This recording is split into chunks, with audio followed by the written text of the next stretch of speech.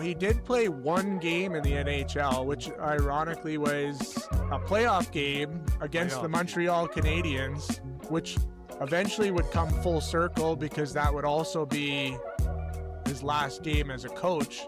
With the Bruins. He did coach the Rockies, but obviously there's kind of an infamous moment in his last game with the Bruins against Montreal in the playoffs. And because it's a playoff game, he doesn't actually get a record as being an NHL player because it's not a regular season game, which is kind of nuts. But yeah, so he finishes up and then he gets into coaching. He takes the job in Rochester as a player coach, which I always laugh when these player coach things happen. It used to happen quite a bit in the NBA. I'm not sure about other sports. How awesome would it be if you're sitting, like, think of people you've played with and they're your coaches and they got full gear on beside you and they're bitching at you about your last shift.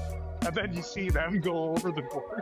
They're yelling at you to come off the ice so they can double shift themselves. Yeah, the idea of a player coach is funny to me. It is, yeah. It's obviously hard to imagine these days. But yeah, when you look at his coaching career in general, though, I think because he's so well known as for his on-air personality in the broadcasting business, some of his accomplishments from a coaching perspective kind of get overshadowed because he was with the Bruins for only 5 seasons.